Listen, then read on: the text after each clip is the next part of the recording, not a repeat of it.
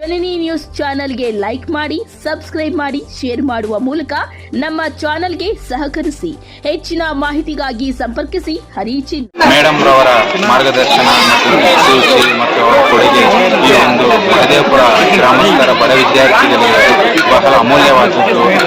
ಈ ಸಂದರ್ಭದಲ್ಲಿ ಪ್ರತಿಯೊಬ್ಬ ವಿದ್ಯಾರ್ಥಿಯೂ ಸಹ ಈ ವಿಶ್ವವಿದ್ಯಾಲಯ ಕಡೆಗೆ ತಮ್ಮ ಒಂದು ವಿದ್ಯಾಭ್ಯಾಸವನ್ನು ಮುಂದುವರಿಸಿಕೊಂಡು ಹೋಗಬೇಕಂದ್ರೆ ಕಾರಣ ಎಸ್ ವೆಂಕಟಲಕ್ಷ್ಮಿ ಮಿಸ್ ಅವರು. ಮತ್ತು ಈ ದಿನ ನಮಗೆ ಬಹಳ ನಿರಾಸೆ ಆಗ್ತಾ ಇದೆ. ಅವರ ಒಂದು ಈ ನಿವೃತ್ತಿ ನಮಗೆ ಆಗ್ತಾ ಇರೋದು.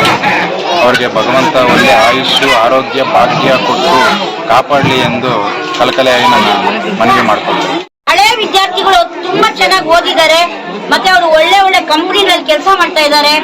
ಅವ್ರಿಗೆಲ್ಲ ಹೇಳೋದು ಏನು ಅಂತ ಹೇಳಿದ್ರೆ, ನಾವು ನಮ್ಮ ಹತ್ರ ಎಷ್ಟೇ ದುಡ್ಡು ಇರ್ಬೋದು, ಆ ದುಡ್ಡಿಗಿಂತ ನಮ್ಮನ್ನ ಮುಂದಕ್ಕೆ ತರೋದು ಅಂದ್ರೆ ನಮ್ಮ ಒಳ್ಳೆತನ.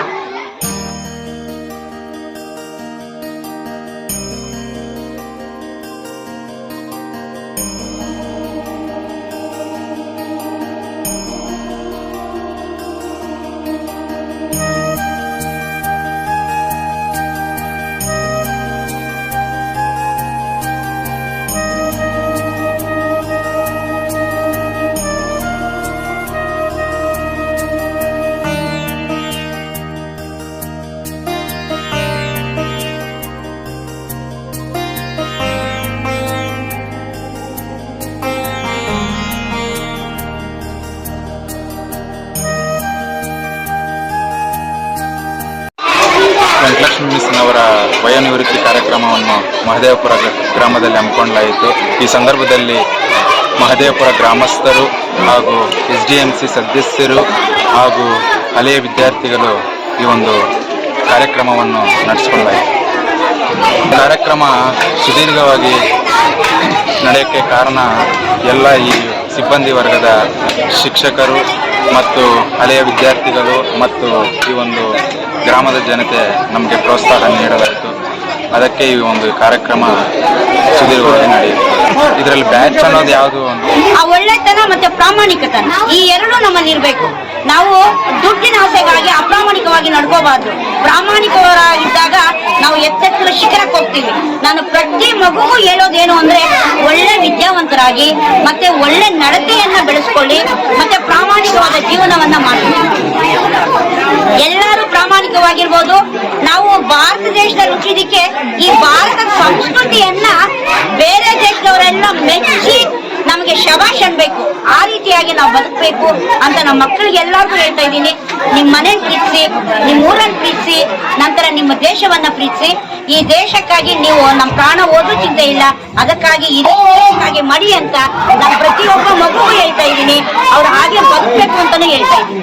ಇದು ನನ್ನ ಮಕ್ಕಳಿಗೆ, ನನ್ನ ಹಳೆ ವಿದ್ಯಾರ್ಥಿಗಳಿಗೆ ಮತ್ತೆ ಮುಂದಕ್ಕೆ ಬರೋ ಮಕ್ಕಳು ಸಹ ಹೇಳುವಂತ ವಿಷಯ. ನಾನು ಸರ್ಕಾರಿ ಕನ್ನಡ ಹಿರಿಯ ಪ್ರಾಥಮಿಕ ಶಾಲೆ ಮಹದೇವಪುರ ಶಾಲೆಯಲ್ಲಿ ಸಹ ಶಿಕ್ಷಕರಾಗಿ ಕೆಲಸ ಮಾಡ್ತಾ ಇದ್ದೀನಿ. ಸುಮಾರು 14 ವರ್ಷದಿಂದ ಮಾಡ್ತಾ ಇದ್ದೀನಿ. ಈಗ 14 ವರ್ಷ ತುಂಬಿ 15ನೇ ವರ್ಷದಲ್ಲಿ ರನ್ನಿಂಗ್ ಆಗ್ತಾ ಇದೆ. ಇವತ್ತು ನನ್ನ ತಾರೀಕು 31ನೇ ತಾರೀಕು ಇವತ್ತು ನನ್ನ ರಿಟೈರ್ಮೆಂಟ್ ಇದೆ. ನಾನು ಈ ಶಾಲೆಗೆ ಬಂದಾಗ ಯಾವ ತರ ಇತ್ತೋ ಇವತ್ತು ಅದೇ ತರ ತುಂಬಾ ಚೆನ್ನಾಗಿ ನಾನು ನಡೆಸ್ಕೊಂಡಿದ್ದಾರೆ. ಈ ಶಾಲೆಯಲ್ಲಿ ಮಕ್ಕಳಾಗಿರ್ಬೋದು, ಹಿರಿಯರಾಗಿರ್ಬೋದು, ಇಲ್ಲಿ ದೊಡ್ಡ ದೊಡ್ಡ ಗಣ್ಯ ವ್ಯಕ್ತಿಗಳಾಗಿರ್ಬೋದು. ಬೆಳಗ್ಗೆ ಮೋಹನ್ ಕೃಷ್ಣ ಸರ್ ಅವರು ಬಂದು ಸುಮಾರು ಒಂದು ಗಂಟೆ ಕಾಲ ಇದ್ದು ನಮ್ಮ ಶಾಲೆ ಬಗ್ಗೆ ಮಾತಾಡಿದ್ರು. ಮತ್ತೆ ಇಲ್ಲಿಗೆ ಬಂದ ಮೇಲೆ ನನಗೆ ಯಾವುದೇ ಕಹಿ ಆದ ಘಟನೆ ಇಲ್ಲ. ನಾನು 5 ಶಾಲೆಯಲ್ಲಿ ಕೆಲಸ ಮಾಡಿದ್ದೀನಿ. ಎಲ್ಲಾ ಕಡೆನೂ ಒಳ್ಳೆ ರೀತಿನೇ ನಡ್ಕೊಂಡು, ಬಟ್ ಈ ಶಾಲೆಯಲ್ಲಿ ತುಂಬಾ ಚೆನ್ನಾಗಿ ನಡ್ಸ್ಕೊಂಡಿದ್ದಾರೆ. ನನಗಂತೂ ಇವತ್ತು ತುಂಬಾ ಖುಷಿ ಆಗ್ತಾ ಇದೆ. ಬಹುಶಃ ನನ್ನ ಜೀವನ ಸಾಕಾಯ್ತು ಅನ್ಕೊಂತಾ ಇದ್ದೀನಿ. ಯಾಕೆಂತ ಹೇಳಿದ್ರೆ ನಾನು ಬರೀ ಊಟದ ಅರೇಂಜ್ಮೆಂಟ್ ಮಾತ್ರ ಮಾಡಿದ್ದಷ್ಟೇ ನಿವೃತ್ತಿ ಜೀವನಕ್ಕೆ. ಅದು ಇದೆಲ್ಲ ಮಾಡಿದ್ದೆಲ್ಲ ನಮ್ಮ ಮಕ್ಕಳೇ, ನನ್ನ ಜೊತೆ ನನ್ನ ಹತ್ರ ಓದಿರೋ ಮಕ್ಕಳೇ. ಮತ್ತೆ ಅವ್ರ ಪ್ರೀತಿಯಿಂದ ತಂದ್ಕೊಟ್ಟಿರೋ ಸೀರೆ ಇವೆಲ್ಲ ನನಗೆ ನಿಜವಾಗ ಒಂಥರ ಕಣ್ಣಲ್ಲಿ ನೀರು ಬರುತ್ತೆ ನನಗೆ. ಅವ್ರ ಪ್ರೀತಿಯನ್ನ ನೋಡಿ, ಈ ಪ್ರೀತಿ ಹೀಗೆ ಶಾಶ್ವತವಾಗಿರ್ಬೇಕು. ಮತ್ತೆ ಮುಂದೆ ಬರ್ತಾರಲ್ವ ಶಿಕ್ಷಕರು, ಅವ್ರಿಗೂ ಇದೇ ಪ್ರೀತಿಯನ್ನು ತೋರಿಸ್ಬೇಕು ಅಂತ ನಾನು ಅವರಲ್ಲಿ ಮನವಿ ಮಾಡ್ಕೊಳ್ತಾ ಇದ್ದೀನಿ. ನಾನು ಈ ಊರಲ್ಲಿರೋ ಪ್ರತಿಯೊಬ್ಬ ವ್ಯಕ್ತಿಗೆ ಅವರ ಹೆಸರಿನಲ್ಲೂ ಧನ್ಯವಾದಗಳನ್ನ ಅರ್ಪಿಸ್ತಾ ಇದ್ದೀನಿ. Thank you so much.